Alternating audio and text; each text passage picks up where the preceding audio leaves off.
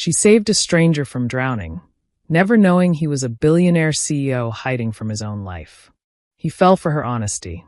She fell for his lies. Now love has to survive the truth. The sun hung lazily over Venice Beach, casting golden hues across the surf. The late afternoon tide rolled in steady waves, whispering secrets to the shore. Gulls cried overhead.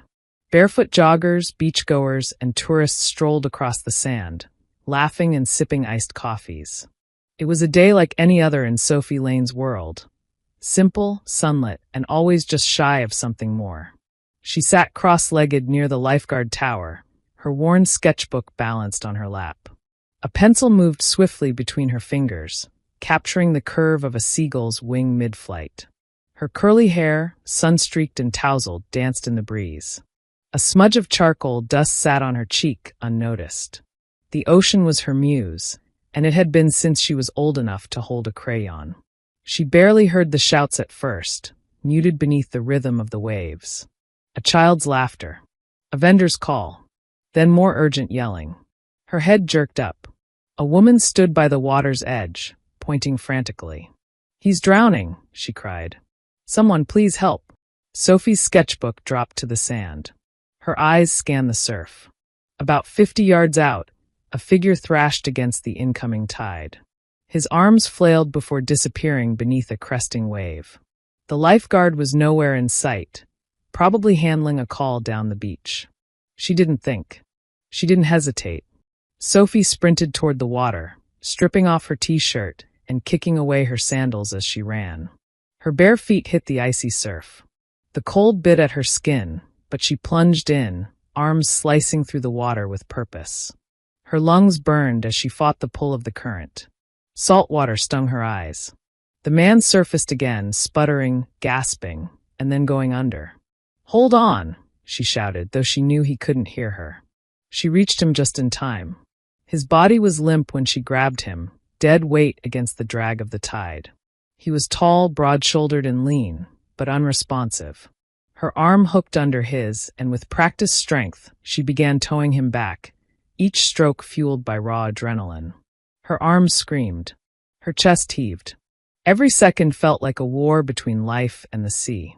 When her feet finally touched sand again, she dragged him up past the tide line and collapsed beside him, coughing seawater. Bystanders had gathered, some with phones, others frozen in shock. He wasn't breathing. Sophie's hands moved instinctively. Tilt his head. Check his pulse. It was there, but faint. She began CPR, her hands pressing rhythmically against his chest, counting under her breath. Come on, come on." She gave him a breath. Another. Compressed again. And then he jerked. He coughed violently, spitting seawater to the side. His chest heaved. His eyes opened wide, full of confusion and fear. "You're okay," Sophie said, her voice shaking. "You're safe. You're back." He blinked at her. His gaze was intense and dazed. For a moment, he just stared. Then his voice rasped out, barely audible. You saved me." Sophie exhaled a laugh of disbelief, her hands trembling. "Yeah, well, I couldn't just let you float away, could I?" He tried to sit up, wincing. "Where?" "Venice Beach. You almost drowned." He sat there, dripping and silent, staring at the waves like they'd betrayed him. His designer button-down soaked and clinging to a lean frame. It was odd. He didn't look like a tourist or a surfer. More like a businessman lost in the wrong place. Sophie tilted her head. "What were you even doing out there? You don't look like you swim much." He coughed again. "I wasn't planning to." Before she could ask more, he stood, wobbly but determined. Sophie reached to steady him. "You should go to a hospital." "No," he said sharply, then softened. "I mean, thank you. But I'll be fine." "Seriously? You almost drowned." He turned toward her, and for a heartbeat, something unreadable crossed his face. "Regret? Embarrassment? I just need to get home." He glanced toward the parking lot, then back at her. "What's your name?" Sophie hesitated. "Sophie. Sophie Lane." He nodded slowly. "Thank you, Sophie Lane." She smiled faintly. "And you are?" But he was already walking away, drenched clothes clinging to his back, shoes squishing in the sand. He didn't answer, didn't look back, just disappeared. Sophie stood there, breathless and soaked, watching the stranger vanish like driftwood into the city beyond. She didn't know it yet, but she had just saved the life of Liam Carter, the most elusive and powerful tech CEO in California. And nothing in her life would ever be the same.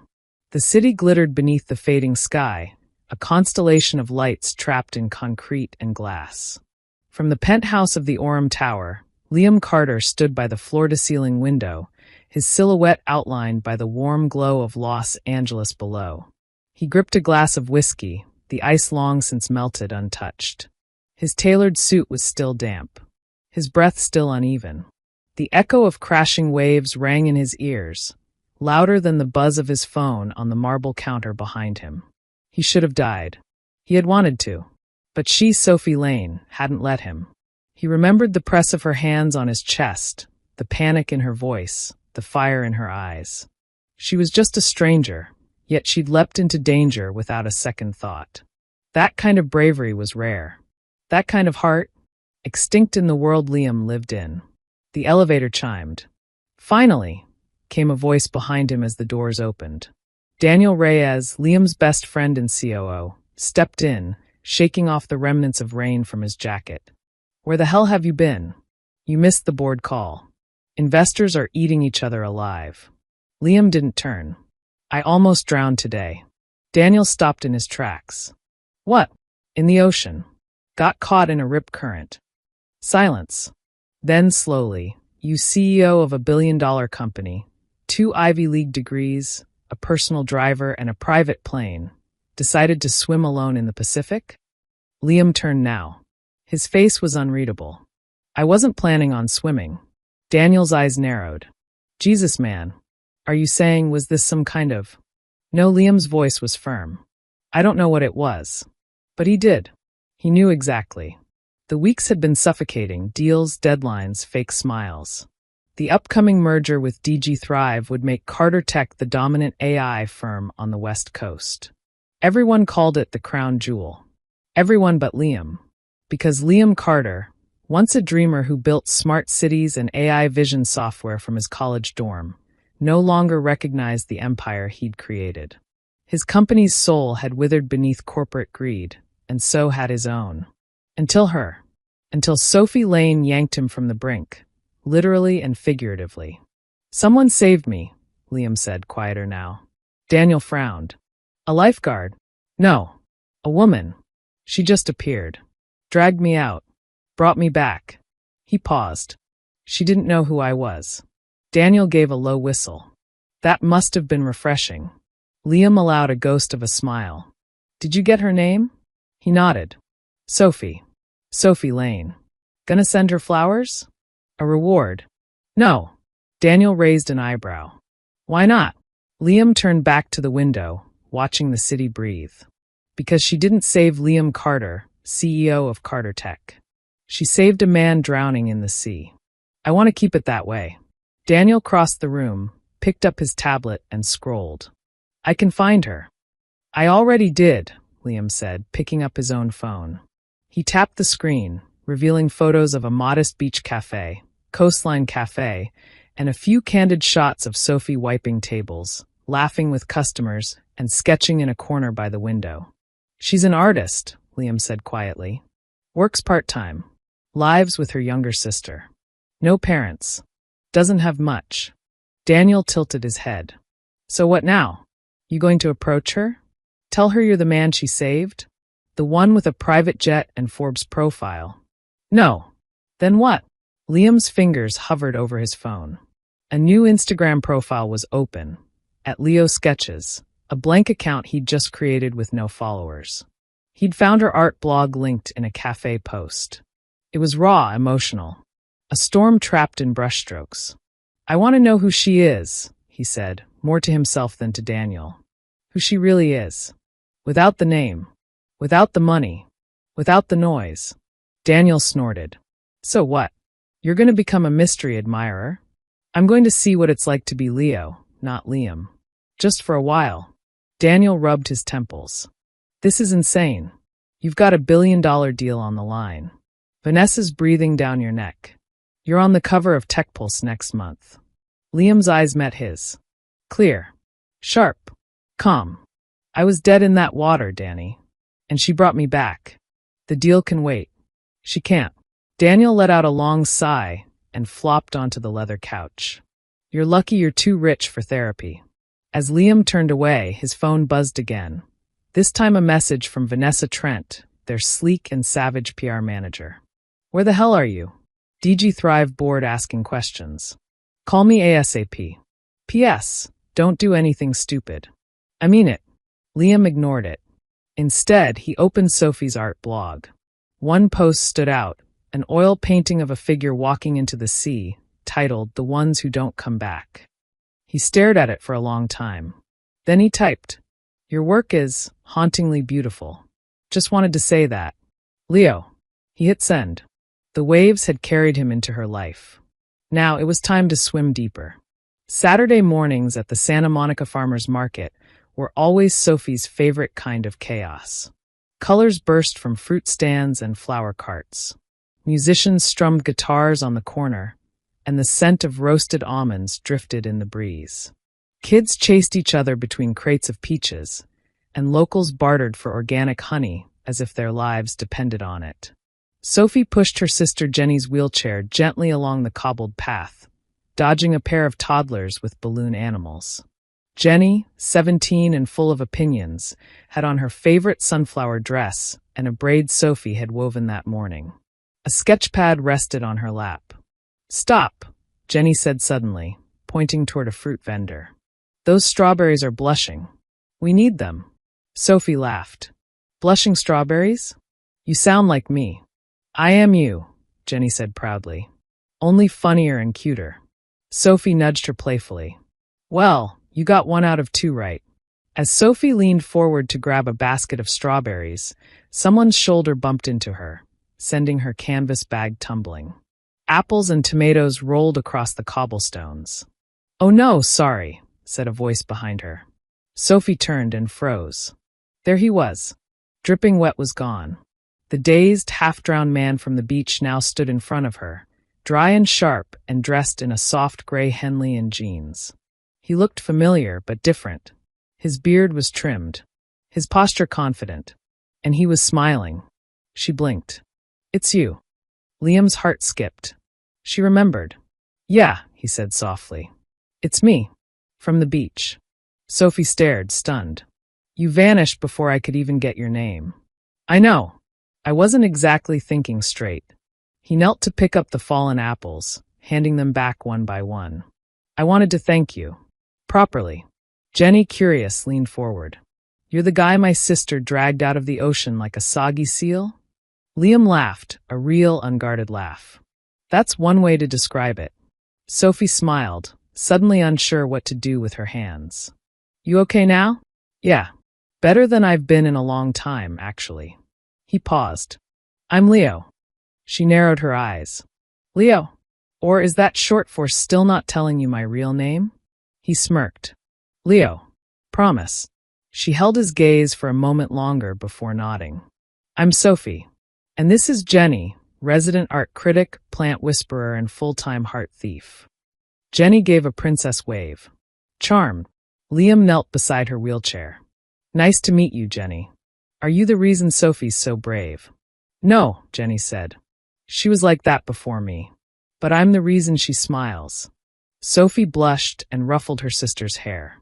She's also the reason I have to buy extra cookies every week. Truth, Jenny said solemnly. They continued down the row of stalls, this time with Liam walking beside them. He offered to carry their bag and somehow didn't make it feel weird or like a favor. Just natural. Easy. So, Sophie asked, testing the waters, what brings you to the market? Trying to avoid oceans, I hope. Liam smiled. I was looking for something different. Or maybe someone. Wow. Smooth. He shrugged. I've been working too much. Thought I'd try seeing the world like everyone else does, without suits or spreadsheets. Sophie raised a brow. What do you do? I'm a software consultant. Freelance. Technically not a lie. He had written software. Just not the kind most people could afford to buy. Artist, she replied. But mostly part-time barista, full-time dreamer. They stopped at a flower stall, and Jenny pointed to a bunch of wild sunflowers. Those. They're Sophie's favorite. Liam bought them without hesitation and handed them to Sophie. For saving my life. One heroic bouquet. She smiled. You really don't have to. I want to. They sat near the fountain afterward, sipping iced lemonade and watching a street guitarist play. Jenny sketched quietly beside them, and for a moment, it felt like the world slowed. So, Leo, Sophie said finally, breaking the quiet. If I hadn't been on that beach, you think you'd have made it? Liam didn't answer right away. His eyes stayed fixed on the water trickling from the stone fountain. No, he said honestly. I don't think I would have. Sophie looked at him. He wasn't flirting. He wasn't joking. There was something in his voice. Something heavy but honest. She didn't press. Well, I'm glad I was, she said gently. And I'm glad you're here. He turned to her. So was he. Later, as the sun dipped low and painted the sky with burnt oranges and lavender, Liam walked them to their car. Jenny waved from the back seat. She likes you, Sophie said, smiling. She's smart. Sophie hesitated before starting the engine. You should stop by the cafe sometime. Coastline Cafe, down by the boardwalk. I will, Liam said. But only if you promise not to jump into the ocean again. She winked. No promises. He watched as they drove away, the taillights glowing softly in the evening mist. In his pocket, his phone buzzed again. Vanessa, no doubt, or Daniel. But he didn't look. He just stood there, the smell of strawberries and sunflowers still clinging to his shirt, and smiled to himself. For the first time in years, Liam Carter wasn't thinking about shareholders or IPOs. He was thinking about Sophie Lane's smile, and the sound of her laugh on a warm Saturday morning. There was something sacred about late nights in small cafes, the kind of hush that settled like a warm blanket after the world had stopped rushing. At Coastline Cafe, the espresso machines had long gone quiet. The last customer had left an hour ago. Sophie wiped down the counter in lazy circles, humming softly under the overhead Edison bulbs. A few of her paintings were displayed on the walls, ocean scenes, most of them. One was new, a sketch of a man in the surf, his face just above water. She hadn't shown that one to anyone. Not even Jenny. Busy night, came a voice from the doorway. She looked up and smiled before she even saw him. Leo. He stepped inside, casual in a dark hoodie and jeans. He looked more like an artist than a billionaire tech mogul, which, of course, was the point. You came, she said. I promised. Sophie flipped the cloth over her shoulder. Kitchen's closed, but I can offer you the world's second worst cup of coffee. He raised an eyebrow. Second worst. Well, the worst was made by Jenny. She once mistook ground pepper for cinnamon. Oof. I'll take second place then. She moved behind the counter, started the drip. How was your day? Liam shrugged. Busy. I worked on a client's automation flow. But I kept thinking about being here instead. She paused, looked up. He meant it. Sophie poured 2 mugs, slid one toward him. You know, for someone who almost drowned a week ago, you're very composed. He sat on the stool across from her, hands wrapped around the mug. Almost dying gives you perspective. Like what? Like how easy it is to spend your whole life running after the wrong things. Sophie leaned on the counter, resting her chin in her hand. And what are the right things?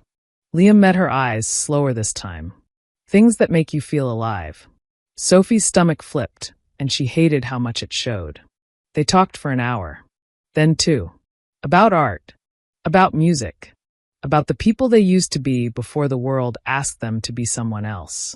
She told him how she lost both parents to a car crash when she was 22. How she left art school to raise Jenny, to pay bills to survive. He told her vague stories, half-true tales of tech clients and burnout, careful not to reveal too much. Still, Sophie noticed things. The way he spoke with polish. The instinctive command in his tone, even when relaxed. The fact that his freelance coding stories never named a single company. She didn't press. Not yet. By the end of the night, they were sitting on the cafe's rooftop, under a canopy of string lights, their mugs long empty. Below, the ocean whispered secrets only they could hear. "You ever think," Sophie said, wrapping a blanket tighter around her shoulders, "that the best parts of life happen when you're not planning them?" Liam looked at her, really looked. "I didn't plan on meeting you," he said. She turned, surprised by the softness in his voice. He leaned closer, close enough that she could smell coffee and sea salt and something that smelled distinctly like regret. But not sadness. "Just wait." She didn't pull away. And when he kissed her, slowly, gently, like he wasn't sure he deserved it, she kissed him back. It wasn't rushed. It wasn't fireworks. It was real. And in that moment, the world stopped spinning just long enough for them to forget who they were outside of that rooftop. But elsewhere, the world was still spinning. In a sleek office downtown, Vanessa Trent stared at her computer screen, narrowed eyes flicking through surveillance stills delivered by her hired investigator. Liam, with a woman, at a cafe. Again. She zoomed in, paused, zoomed in again. Vanessa smiled without warmth. "So this is your little distraction." She picked up her phone and dialed the DG Thrive merger coordinator. "Hi, Peter. I need to reschedule tomorrow's pitch review. Tell the board Liam's unavailable. And no, don't loop him in. I'll handle it." Click. Because in Vanessa's world, love was a liability. And Liam Carter was slipping. Back at the cafe, Sophie curled closer to Liam as he traced invisible shapes on the back of her hand. "You're different," she whispered. "Good different." She nodded.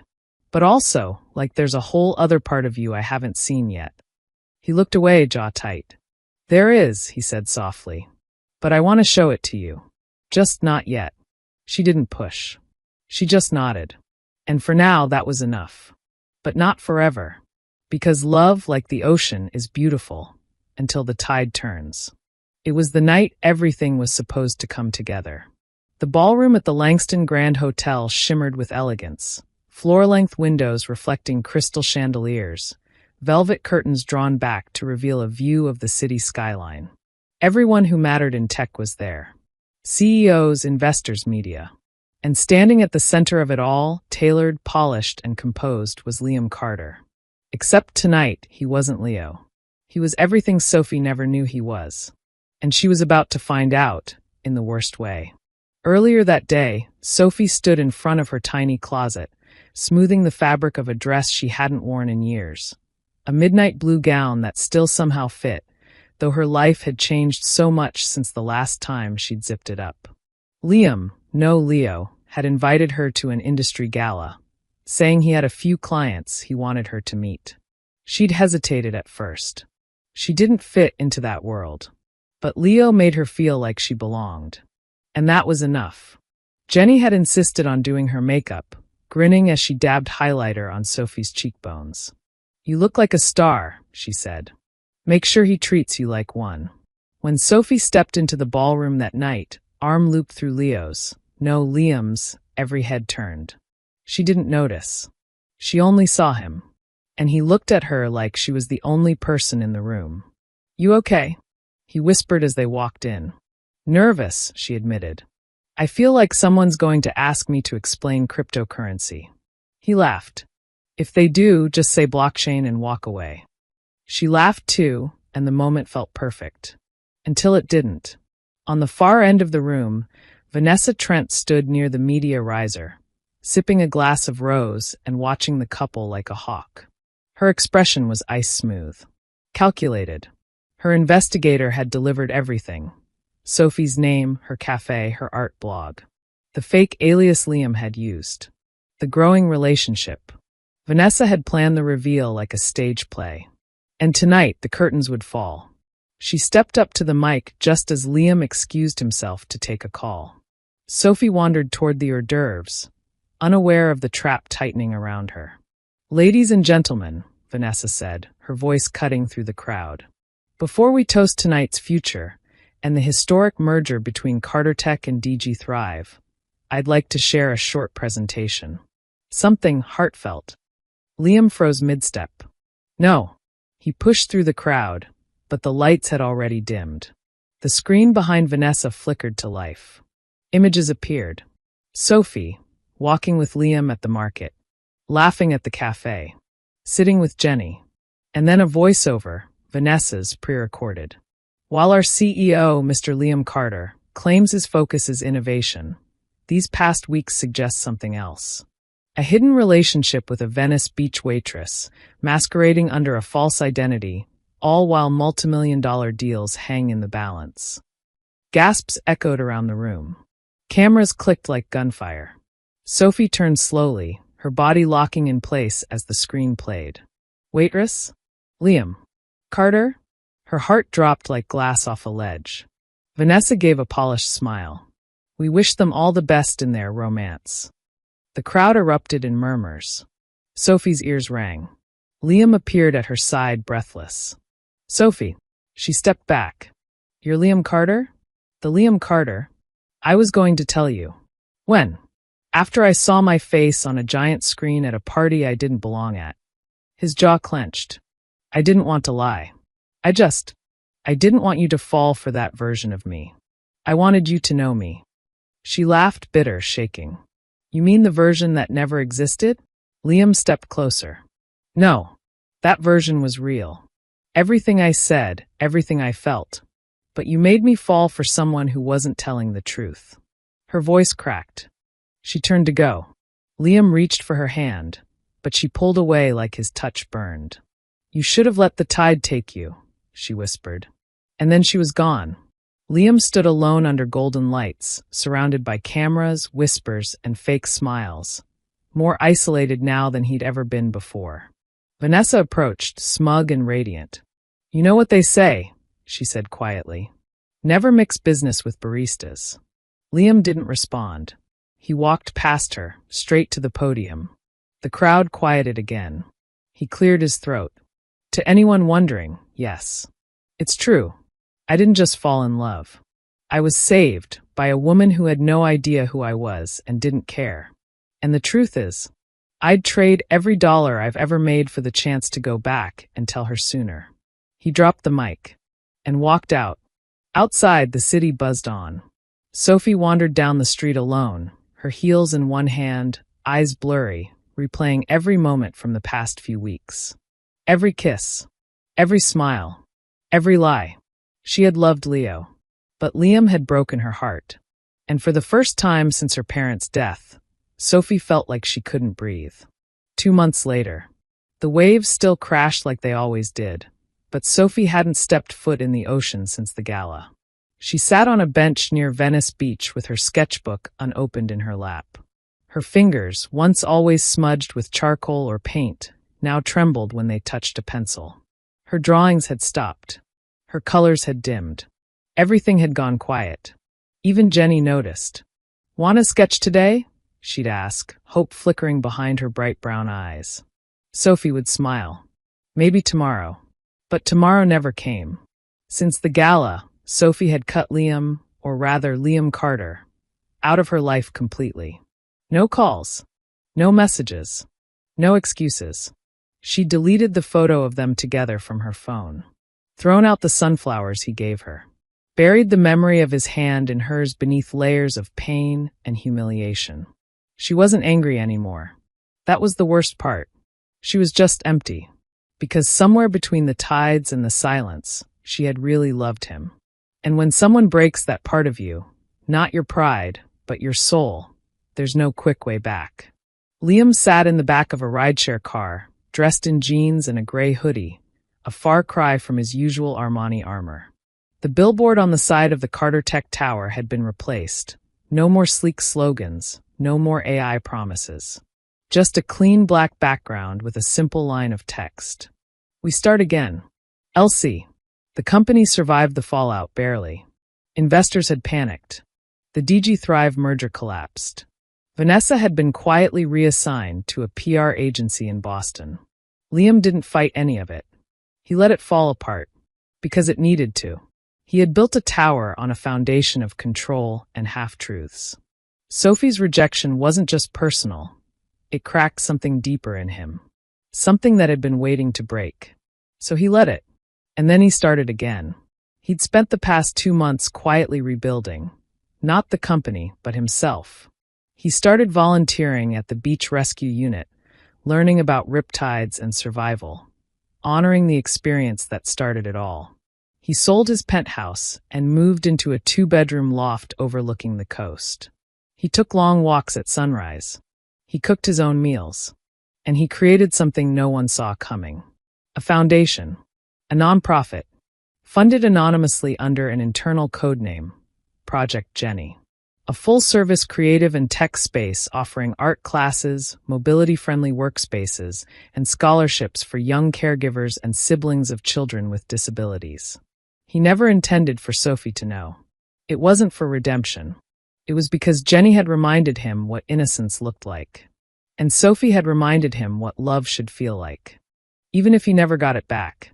On a slow Thursday morning, Sophie cleaned the counter at the cafe when her manager waved her over, holding an envelope. "This came for you," she said. Hand-delivered. No return address. Sophie opened it slowly. Inside was a single page, a brochure for a new arts initiative. Project Jenny, a studio for the brave. Underneath the logo, in delicate typeface, was a line that made her stop breathing. Dedicated to those who give everything and ask for nothing. You saved a life. Now it's time to live yours. There was no signature, but there didn't need to be. She knew. She stared at the brochure for a long time, her thumb grazing the raised letters. Her breath caught. She hadn't forgiven him yet. She wasn't even sure she could. But something cracked open, a sliver of light beneath the rubble. And when she looked out toward the sea, she didn't flinch. Later that evening, Sophie stood before a newly painted mural near the cafe, vibrant and luminous. It hadn't been there the week before. It showed a woman diving into an ocean storm, pulling a faceless man from the depths. Her arms were strong, her eyes full of fire. The waves coiled like serpents, but she didn't falter. Beneath it, in soft cursive, not all heroes were names. Her eyes welled with tears. She reached out and touched the painted hand of the woman. And behind her, footsteps crunched softly in the sand. She turned. And there he was. Liam. No suit. No mask. No lies. Just a man. With eyes full of remorse. And a heart finally laid bare. The sun was low over the water, casting the sky in a golden-orange blaze, the way only late summer sunsets could. The ocean shimmered like it knew the story it had written and was waiting for the final lines. Sophie stood still, heart hammering, breath caught halfway between memory and reality. Liam stood in front of her, hands at his sides, no bravado, no practiced smile, just him. The man she had saved. The man who had broken her heart. The man who had built a sanctuary for others in her name without ever asking for recognition. "Hi," he said quietly. Her voice wavered. "Hi." For a long moment, the only sound between them was the hush of waves and the laughter of distant children playing in the tide. "You painted that?" she asked, motioning to the mural. Liam shook his head. "No, I commissioned it. From a local artist. But it's yours." "It's beautiful," she said softly. "I hoped, if you saw it, you might understand what I couldn't say in words."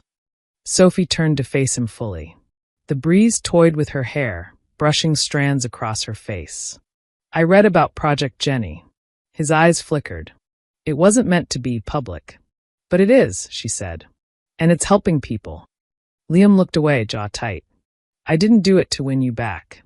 "I know," she said. "That's why it matters." Her voice trembled. "You could have come here 2 months ago. Tried to fix things with money, with charm. But you didn't." "I had to fix me first," he said, stepping closer. "And even now, I don't expect you to forgive me. I just needed you to know. The man you met on that beach wasn't a lie. Leo wasn't fake. He was me stripped down. I was more honest as him than I ever was as Liam Carter." "I know," she said again. "That's the part that hurt the most." Her voice cracked, but she didn't cry. "I loved Leo. I fell for him without knowing anything about his past. I didn't care what he owned or who he worked for. I cared that he listened, that he made Jenny laugh, that he saw me." She looked up into his eyes. And I thought I knew him. You did, he whispered. You knew the best part of me. The only part that mattered. He took one cautious step closer. I still love you, he said. Even if you walk away right now. Even if I never see you again. That doesn't change. You saved my life, not just in the water. You saved me from the version of myself I hated. Sophie's voice was barely a breath. You broke my heart. I know, but you also gave me back my fire. She looked past him, toward the mural, toward the cafe where she'd started sketching again. Her art was back. Her laughter was back. So was the tide. And so was he. I'm scared, she said honestly. So am I, he replied. But I'd rather be scared with you than safe without you. The sky was on fire now, and the sea mirrored it in golds and pinks. Sophie stepped forward and took his hand. It was quiet between them, a peace more powerful than words. You still can't swim, can you? She teased gently. He smiled. Not without a lifeguard like you around. She pulled him in and kissed him, not like the first kiss, filled with sparks and curiosity, but with something deeper, something earned. The kind of kiss that happens after the storm, when the sky clears, and two people realize that sometimes love isn't found in fairy tales or fate, but in the tide that carries you back to where you were always meant to be. We have come to the end of the story. I hope you enjoyed it. Leave a like and subscribe to my YouTube channel for more interesting stories.